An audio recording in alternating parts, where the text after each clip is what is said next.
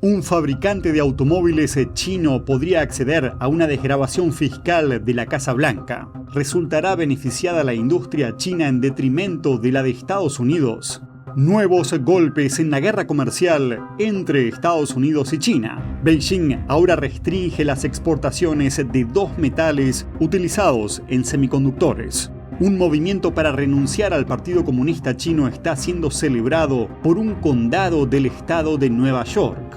Un cirujano chino es expulsado de una facultad de medicina en Francia por participar en la sustracción forzada de órganos avalada por el régimen chino.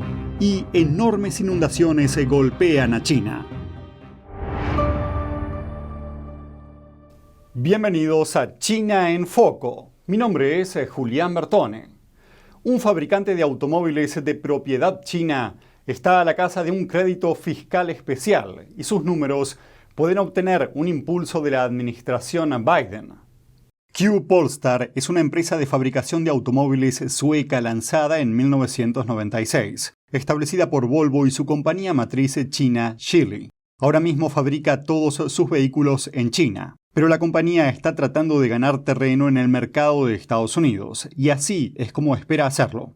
Polestar tiene previsto producir todos los vehículos eléctricos SUV en su nueva fábrica de Carolina del Sur a partir del año que viene. El objetivo de la empresa es que algunos de estos vehículos pueden optar a una desgravación fiscal de $7.500. La subvención forma parte de la Ley de Reducción de la Inflación de la Casa Blanca de Biden. El fabricante de automóviles está planeando sacar al mercado un SUV Premium, con un precio que supera el límite del crédito. Pero aún con la esperanza de beneficiarse de la oportunidad, la compañía también está saliendo con una versión más económica con características reducidas que podría calificar. Además, según Yahoo Finance, el modelo más caro también podría beneficiarse de las ventajas. Eso es gracias a una exención para los vehículos arrendados, que les concede el crédito a pesar de ser demasiado caros o fabricados fuera de Estados Unidos. Polestar también quiere acceder al mercado estadounidense por otras vías. Recientemente se comprometió a utilizar un puerto de carga normalizado en sus coches eléctricos, desarrollado por Tesla. Este proyecto también está subvencionado en parte por la administración Biden. En lo que respecta a China, el fabricante de automóviles está tomando otras medidas. Para que sus productos sean más atractivos para los compradores de China, Polestar se está asociando con la empresa tecnológica Xinjiang Meizu. La empresa conjunta desarrollará un sistema operativo para los automóviles Polestar que se venderá en China, dotándolos de lo último en tecnología inteligente. Esto significa que los usuarios podrán conectar directamente sus teléfonos a los vehículos. La propiedad de la empresa se divide en un 49% y un 51%. Polestar aporta 98 millones y la empresa tecnológica 102 millones. El CEO de Polestar señaló que los vehículos vendidos fuera de China mantendrán su sistema Google Auto.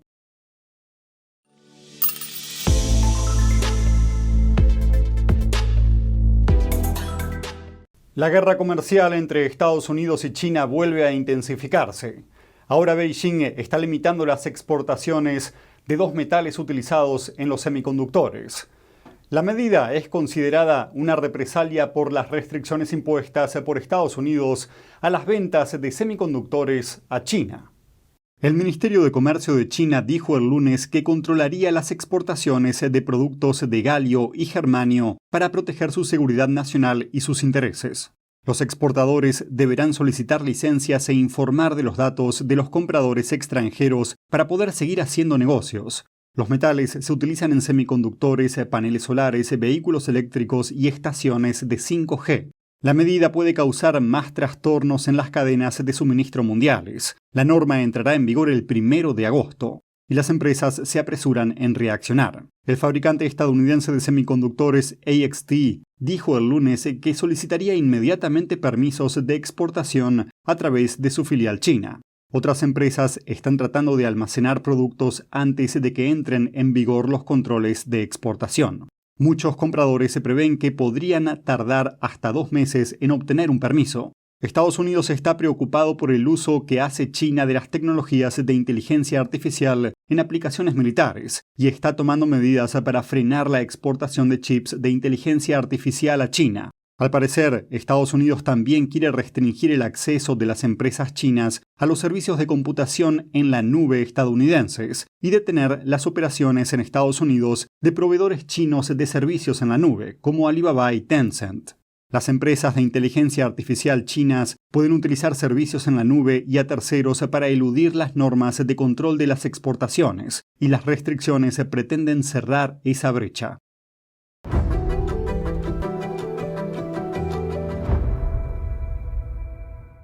El presidente ruso Putin hizo su primera aparición pública internacional esta semana después del motín de Wagner. La Organización de Cooperación de Shanghái, OCS, celebró una reunión virtual el martes. China y Rusia lideran el organismo. Durante la reunión, el líder chino Xi Jinping se dirigió a los Estados miembros mostrando su oposición a las llamadas revoluciones de colores. Las revoluciones de colores son un término utilizado para describir los movimientos de protesta contra los dictadores y los regímenes autoritarios. Xi Jinping también instó a los Estados miembros de la organización a aumentar su solidaridad, comprometiéndose a ofrecer $3.700 millones para apoyar a Asia Central. Además de Beijing, India también está asumiendo un papel importante. El primer ministro Modi realizó una visita histórica a Washington el mes pasado, donde recibió una calurosa bienvenida. Washington busca mejorar la cooperación con el nuevo país más poblado del mundo, aunque una de las principales razones es frenar a la China comunista. Cabe señalar que Irán acaba de unirse a la OCS, convirtiéndose en su 9º miembro. Rusia también está presionando para que Bielorrusia se adhiera, uno de sus principales aliados. Ninguno de los miembros de la OCS condenó la guerra de Rusia contra Ucrania. Me gustaría aprovechar esta oportunidad para agradecer a mis colegas de los países de la Organización de Cooperación de Shanghái que expresaron su apoyo a las acciones de los líderes rusos para proteger el orden constitucional, la vida y la seguridad de los residentes.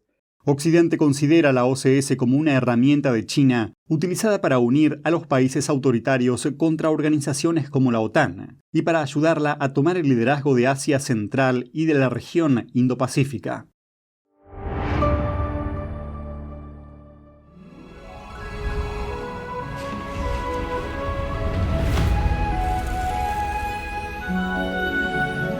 Miss NTD, primer certamen mundial de belleza tradicional china de NTD. Con el inicio del mes de julio comenzaron las celebraciones por toda China. Para el Partido Comunista Chino o PSC, el 1 de julio es el aniversario de su fundación. Sin embargo, un grupo de activistas de derechos humanos le dio un giro diferente a este aniversario y lo bautizó como Día de las Renuncias al PSC. Y un condado del estado de Nueva York se unió al movimiento. Al mismo tiempo se celebraron actos similares en otras partes de Estados Unidos y otros lugares. El 28 de junio de este año fue un día especial para Nassau, un condado de Long Island al oeste de la ciudad de Nueva York. El día fue designado Día del Movimiento Tuidang en el condado de Nassau. El término Tuidang significa renuncia al Partido Comunista Chino, así como a sus dos grupos afiliados, la Liga Juvenil Comunista y los Jóvenes Pioneros Comunistas. A día de hoy, más de 400 millones de chinos se sumaron a esta iniciativa. Cada vez más gente reconoce claramente la esencia del PSC. Vieron que el mal gobierno del PSC es la causa de desastres, rechazaron al PSC, renunciaron al PSC y se ganaron una nueva vida. Así que este año, a partir del 1 de julio, la crisis a la que se enfrenta el régimen del PSC no tiene precedentes. La proclama del condado de Nassau elogia la causa como un movimiento emergente no violento en China. El movimiento también designó el 1 de julio como Día Mundial de Tuidang. Es la misma fecha que el PSC utiliza para conmemorar su fundación. Durante el fin de semana se celebraron actos conmemorativos del Día Mundial de Tuidang. Aparecieron caravanas de coches cubiertos de eslóganes en las calles del Valle de San Gabriel en Los Ángeles, el barrio chino con mayor densidad de población del sur de California. Todos los automóviles, camionetas y camiones estaban cubiertos con pancartas que advertían contra el PSC en mandarín e inglés. Y en Nueva York, activistas de derechos humanos celebraron una manifestación anticomunista y anti-infiltración en Flushing para denunciar los crímenes del PSC. Los activistas también prendieron fuego a la bandera nacional del PSC. La verdadera fuerza de un partido político no reside en su número de personas. Cuantos más miembros corruptos tenga, más débil será su poder y mayor su crisis inherente. El movimiento Tuidang o de renuncia al PSC comenzó en 2004, cuando la edición en chino del periódico Epoch Times publicó por primera vez una serie editorial llamada 9 comentarios sobre el Partido Comunista. La serie analiza la historia del PSC y su naturaleza, arrojando luz sobre sus doctrinas de ateísmo y de lucha violenta. Un centro de servicios globales en Flushing ayuda a la gente a renunciar al PSC usando seudónimos por razones de seguridad. Esto es lo que una persona que renunció recientemente escribió en el sitio web del centro. Cada año, el 1 de julio marca el aniversario del Partido Comunista, así como el Día de los Sufrimientos de nuestro pueblo.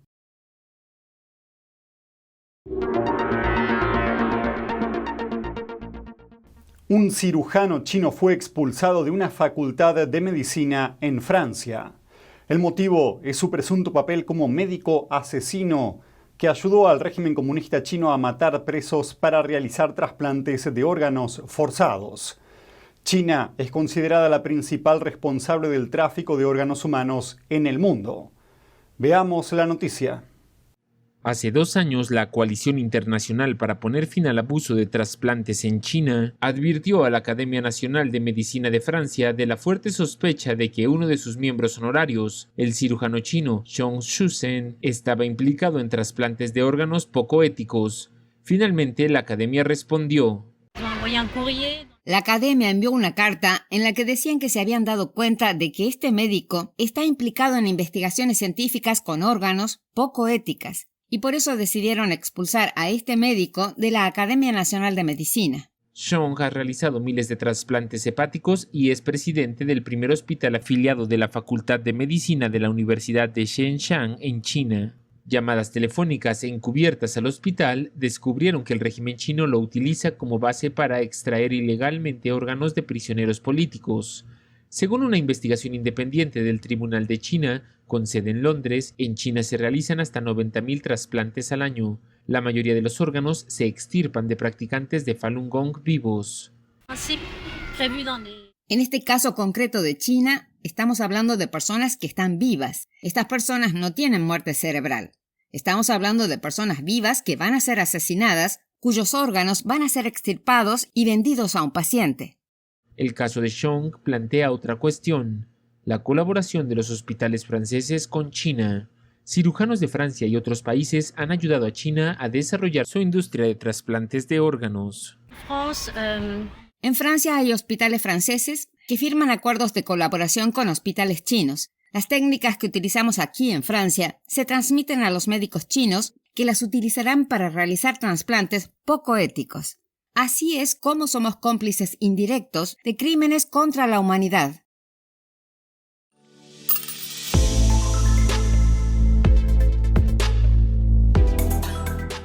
Mientras tanto, en China, inundaciones catastróficas están azotando a gran parte de la población. Veamos qué está pasando. Fuertes lluvias están anegando regiones y provocando corrimientos de tierra, causando graves daños, lo que se suma al ya elevado número de víctimas de la era post-pandémica en China. Recientemente, una oficina local emitió una alerta advirtiendo de graves inundaciones provocadas por 50 ríos en 9 provincias. Corrimientos de tierra resultantes obligaron a evacuar a más de 900 personas. En la provincia de Hunan, en el sur de China, más de 10.000 personas se vieron obligadas a trasladarse a terrenos elevados debido a una inundación el domingo. Unas 23.000 viviendas sufrieron daños, 70 de las cuales quedaron totalmente destruidas, y grandes extensiones de tierras de cultivo quedaron bajo el agua. Se calcula que las pérdidas ascienden a casi $80 millones. Por otro lado, en el centro de China, una ciudad se enfrenta a la inundación más grave de los últimos 50 años. Los daños más importantes afectaron a edificios públicos y residencias. Desde finales de junio, lluvias casi constantes provocaron fuertes corrientes fluviales. Pero, según la prensa estatal china, la precipitación media fue de 50 a 100 milímetros. En la actualidad, hasta 11 provincias esperan más precipitaciones para los próximos días. Se prevé que aproximadamente la mitad de China se vea afectada, especialmente las regiones húmedas del sur del país.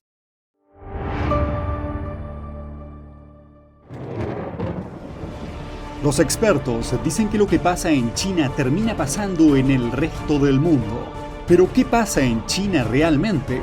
Pocos se animan a contarlo. Censura y ocultamiento, persecución de creencias, vigilancia extrema y crédito social. Mírelo antes en China en Foco y entérese de primera mano de noticias que le gustaría saber antes que nadie. Mírenos en YouTube y en Epoch TV del Epoch Times en español, de lunes a viernes a las 7 de la tarde, hora del este. China confía en una nueva ley para evitar una inminente crisis alimentaria. Pero críticos dicen que la ley no es una solución milagrosa. ¿Qué consecuencias tendrá? ¿Y qué sabemos del dilema actual alimentario de China? Veamos los detalles. El Parlamento de Beijing está estudiando una nueva ley de seguridad alimentaria. En ella se establecen medidas como el refuerzo de las reservas nacionales de semillas, el fomento de la conservación de los alimentos y la reducción de la pérdida de tierras agrícolas. Las autoridades presentan estas medidas como la respuesta a los problemas alimentarios del país, pero sus detractores afirman que podrían acabar en nada debido a su mediocre aplicación a nivel local. Un ejemplo, una ley alimentaria similar ya estaba sobre la mesa en 2012, pero nunca salió adelante. Como es habitual, la primera directiva de Beijing de cada año está orientada a la agricultura. Xi Jinping también considera la seguridad alimentaria una de sus principales preocupaciones en los últimos años. Pero con todas estas prioridades políticas, ¿cuál es el estado actual de la seguridad alimentaria en China? La producción de cereales del país aumentó en los últimos años, pero sigue siendo insuficiente para alimentar a una población de 1.400 millones de habitantes. Datos de la ONU muestran que más de 150 millones de chinos siguen sufriendo pobreza y desnutrición. Además, el clima extremo está debilitando aún más la producción de alimentos. El problema se complica por la falta de transparencia en el recuento de alimentos del país y la corrupción generalizada en su sistema de reservas de granos. China depende cada vez más de las importaciones de cereales. Beijing también está redoblando sus esfuerzos por almacenar este alimento básico, como consecuencia de la guerra en Ucrania y de las tensas relaciones con Estados Unidos y Australia. Según el Departamento de Agricultura de Estados Unidos, China podría haber acaparado ya más de la mitad del grano mundial a mediados de 2022. Recientemente también se dispararon alarmas cuando empresas chinas empezaron a comprar tierras agrícolas en Estados Unidos, lo que desató preocupaciones por la seguridad alimentaria en suelo estadounidense.